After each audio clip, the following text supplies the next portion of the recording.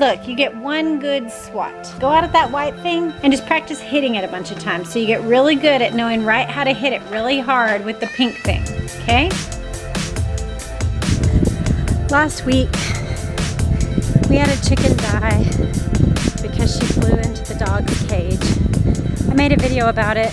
Last night, we came out to check on the chickens, and one of my chickens that had been kind of acting pretty lethargic and slow was just dead. She was right next to the water.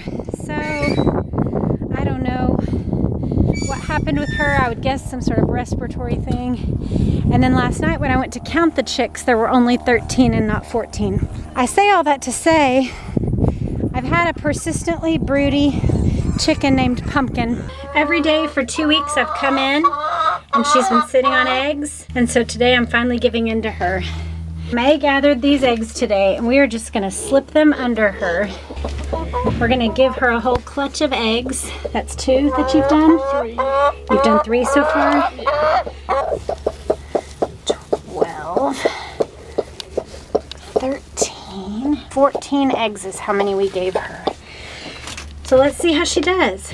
It just took her persistence, I guess, to win me over.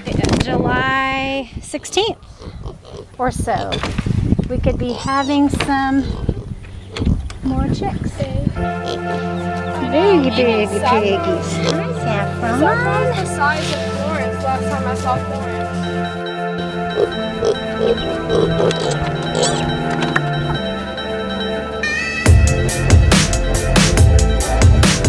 We're trying to count the chicks right now, but it is hard to count them. They are... Which one was this? This one's the one that has an eye that's sealed shut. Do you see on that side? Oh, yeah. I need to figure out if there's a way to fix that for her. 8, 9, 10, 11, 12. Let's see if we can count them all. 1, 2, 3. We decided we're going to take this chick and see what we can do for her eye. She has this eye that seems like it's sealed. So I'm no chicken surgeon, but I feel like maybe there's a quick fix that, because it seems like her eye is working normally underneath the lid. So if she has a healthy eye, it could be giving her a happy, healthy life with 2 good eyes if we can just cut that eyelid. Maybe we're ruining her for life, but I feel like it's better to try than to leave her with a sealed eyelid. So we're gonna try. I couldn't find anything about this problem, so it seems like it's not a common chicken problem. So I just came up with the best solution that I could. I took some tweezers and I pulled out her eyelid away from her eye, and I used tiny little like sewing scissors to slice in 2 different directions, like this way and this way on her eyelid. Alright, so she does seem to have more use of that eye. What do you think? Is it enough? It's still a smaller amount than normal. It's still better than it was, though. But it's way better. It was a tiny little dot. Now it's a slit. Here's her normal eye. And here's the eye that we just... Oh, I don't know how good that's going to do. Well, at least see. it's better than it was. Maybe this will make for a somewhat functional eye. I just hope I didn't damage her eye in the process. I feel like maybe I didn't, but we'll have to see. All right, for the next couple days, she can go in the brooder box. Hold for just a second, baby. She used baby scissors to cut a slit, and now she has a somewhat functional eyelid. Add another badge to your chicken mama vest. So we'll see. Good grief, that sun. Oh, it's killer. And tell them what we're doing. Going down for a drive-in movie.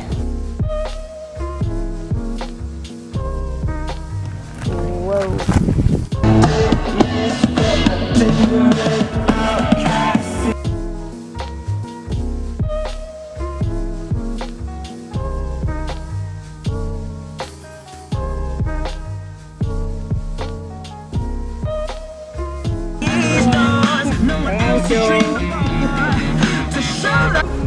Hey, whoa, good color on those glasses. You're getting the whole sky.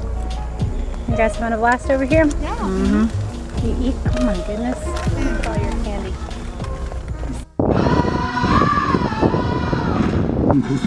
To surrender because you feel the feeling taking over.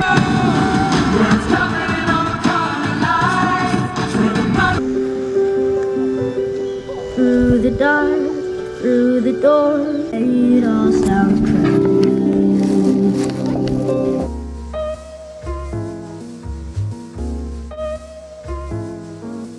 Sir, people don't want to admit it, but they're fascinated with the exotic and the macabre. It's why we stare at it. Putting folks of all kinds on stage with you, all colors, shapes, sizes, presenting them as equals.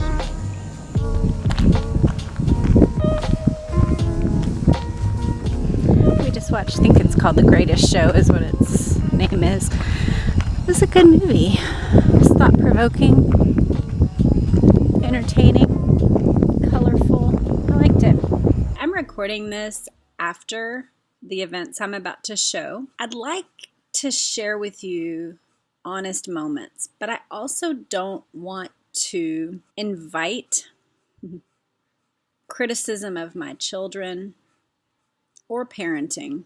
I mean, I realize that by putting things on the internet, it may invite people's input, and that's not really what I'm getting at. But really, more than anything, I do not want to expose my children to judgment. At the same time, my approach for 15 years, I think, of writing at this point is that I want to be able to share what's true when possible in ways that are anonymous, so that other mothers have a more realistic perspective and can make the decisions that they need to make with greater insight and information. So I'm sharing in that light of I want to share honestly.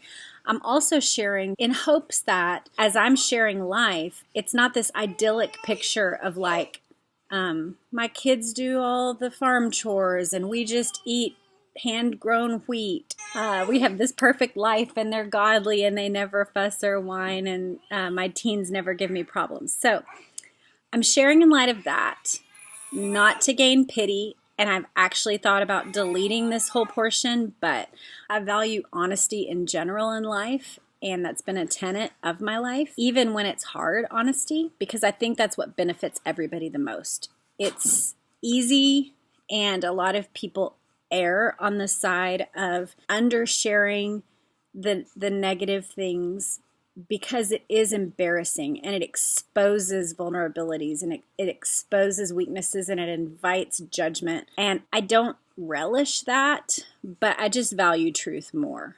And I think ultimately for younger mothers, my honesty will benefit you more, so that as you approach teen years, maybe it will equip you to go, oh, Jess felt this way too.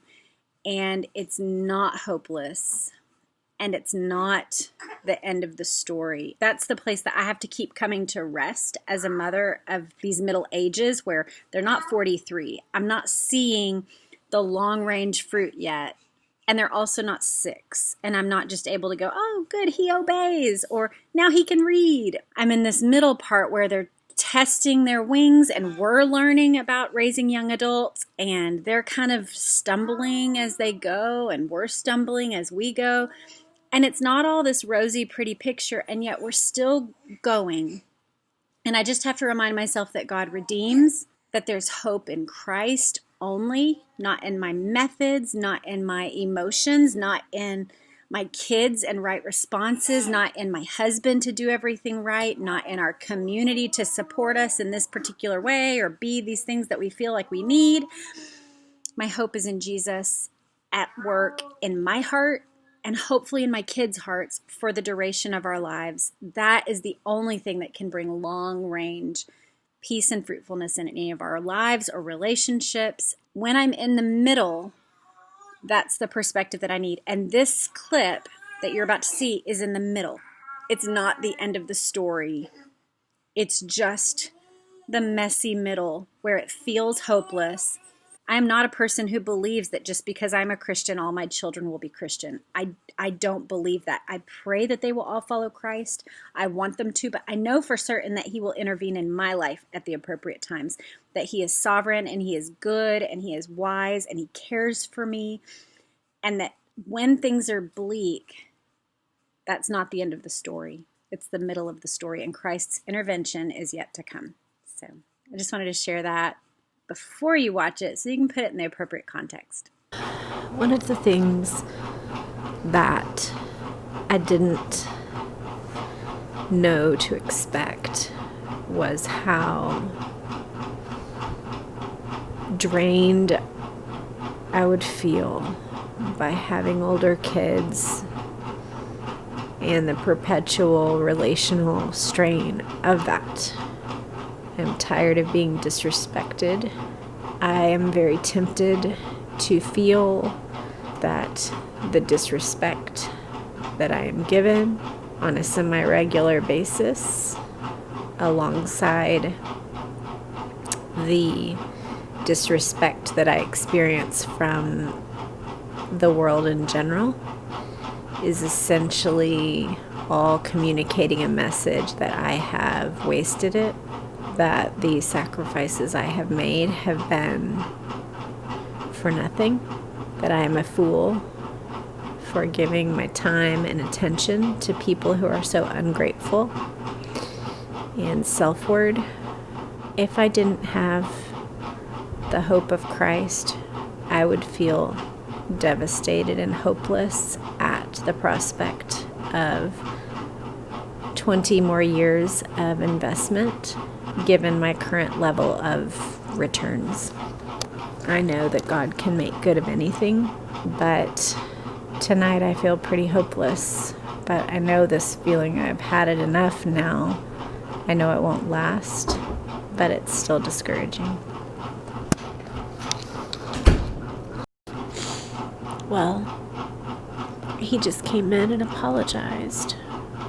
I just want other moms to know that there is genuine hurt and deep heartache and disappointment, even in what you might perceive as godly homes or perfect homes. And our home is not perfect, but I know enough to know, and I remember enough from my early years of motherhood that it was easy to idealize people who lived similarly to what I perceived my own ideals to be. And so for my part, I just want you to know it. I think the truth is the best encouragement. Motherhood means you're going to give your all, and sometimes you will be very tempted to believe that the sacrifices that you have made have been a waste, and you may or may not. Like tonight, I happened to get an apology, and that's because my husband went and told my son that he had hurt my feelings, but we don't always get that. But I can also say that at this point in mothering, I know for sure, in a way that I did not know the first 5 or 10 times I felt this way, that this isn't the end of the story, and it doesn't have to stop here. The answer isn't in going to Tahiti or finding some other life or taking up with some new hobby, or that's not what the real solution for this is. I want to share a final thought just to wrap that up. I think it is valid to let negative emotions just hang. But I also want to, since I am, now that I'm editing, I think I'm like 2 weeks or 3 weeks past that moment that you just saw. And that relationship with that child has been completely repaired. I'm not still thinking about that anymore. I just want to share something in real time that I'm learning, is that I think especially with my first kids, but if they were my only kid, like if I only had 2 or 3 kids, these would be my only experiences of young adult life. But right now I'm on the first few tries of raising older teens, and I get 9 goes of it, Lord willing. So I want to share something I'm learning in real time, which is I'm noticing that my emotions can get hitched onto the roller coaster of their performance, or even just how I perceive that they're doing. I don't mean like that they need to robotically perform, but just like I think I have a pretty good threshold for if they do something just stupid but not corrupting, that I think I'm willing and able to take that in. But I think character stuff and rudeness, cruelty, moral choices that I know will harm them, those things, if I feel like they're doing well, I can get overconfident and forget that they are 14 or 16 or 18 or 17, however old they are. So I can get overconfident and think, oh, he's maturing, or she's doing well, or he's made this decision and so things are going to go this way or whatever. And I can forget that they're still in that time period of trying to put off childish ways, and they haven't yet totally put off childish ways. I'm trying to say that in the way that the Bible talks about. Psychologically speaking, people talk about certain parts of the brain not even fully forming until you're 25. We know that hormonally you get certain hormone boosts from ages like 13 to 25 that do a number on your internal ability to process all of that. But I can forget that they are still works in progress, not my work anymore. By the time they get to especially the older ages, but even by 14 or 15, 16, there are certain things that it's their responsibility to make certain decisions, and it's not all on me anymore. So when they're 2 or 3 or 4, we have a large amount, like right now, my 2 and 3-year-old, we have a large amount of influence, but the older that they get, the more that becomes their responsibility to manage their own character issues or decisions, or even their respect toward us. Now, we might need to draw some boundaries of what we will and won't do or accept, but it's ultimately their decisions. But something I'm learning is just that I need to be more mindful of the fact that they are still works in progress for themselves and in the hands of God, that neither work is complete, and that there's going to be rough things about our relationship and the way things are, and that when things are going well, I don't need to be like jettisoning my hopes and heart into the atmosphere of hope, and that when things go bad, that I don't need to feel the bleakest, darkest, Helm's Deep, worstest feeling ever. That one of my weaknesses is that I'm seeing, or it's being exposed right now, is that my hopes and then my defeats can rise and fall on the roller coaster of my young adult shoulders. And I don't want to do that. I don't want to do that now. I don't want to do it with a 5-year-old. I don't want to do it with a 15-year-old. I don't want to do it with a 35-year-old son. They can't bear the weight of it, and I can't either. So I'm learning that. The comments you just heard were an in real time sharing of what I felt like. I don't still feel that way, but I know I can be tempted toward utter despair when I see the dark parts of my children's life, especially when it feels undealt with. So I don't know if that even helps put even more context to it. But that's one of the things I'm learning about moments like this. And I'm not yet to the point of being able to stop myself in the middle of the tracks when I start to feel that way. But I hope that, you know, when my husband and I first got married, that first couple years, I don't remember how long the longest time where we were angry with each other, but you know, sometimes we would have an argument, and we had the pattern of always trying to correct things between us before we fell asleep at night. But even still, sometimes I would just feel low-level irritation toward him for like another day and a half or something. And then at some point, you know, we kind of started to realize like, oh, we're still dealing with the after effects of that previous thing because we didn't deal with things all the way. So then between us, we got basically that time between the offense and when things are fully made right, we kind of worked to shorten and shorten and shorten that, so that now we're really fast about it. Like if something goes wrong between us and we're irritable at each other, it doesn't take very long at all. I mean, it's usually within the hour that we, one of us acknowledges what happened and seeks forgiveness or asks to talk about it, and we work it through relatively fast, and it's not still hanging over our head hours or even days later. And I think we never get to the point where forgiveness isn't needed, but we can shorten the distance of how quickly we remedy things and how quickly we set things right. And I feel like that same process is what's going on in my heart. Like I used to feel deep despair over the bleakness of child rearing sometimes.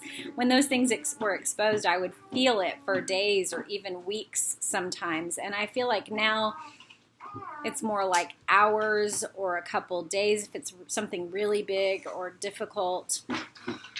But I realize I'm human and I'm given emotions, but they don't have to rule me. And so I think my goal or the process that I'm going through right now is just learning to not be ruled by those things, to take them into account. I mean, we often feel legitimate irritation or legitimate anger at things that have been done against us, or real hurt. And that's not wrong to feel, but just that I wouldn't be ruled by my own emotions or even other people's actions and decisions so that I'm on a roller coaster perpetually, but instead to have that steady perspective of God's intervention.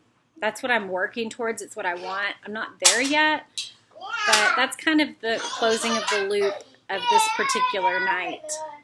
Would you consider sharing the content? It doesn't have to be on your Facebook or Instagram, but it could be. But also just like, if this really speaks to you and you have a friend that's in a similar stage of life, or maybe you and that friend are working through things or talking about these kinds of things, share it with them. Text a link to this video or to other videos and just help me get this content into the minds of women who it will encourage, because that's my goal. My goal isn't, I'm not trying to make money or sell stuff, but I do want for this ministry from my heart to reach the people that it's meant for. So if you would help me in that, I'd be grateful.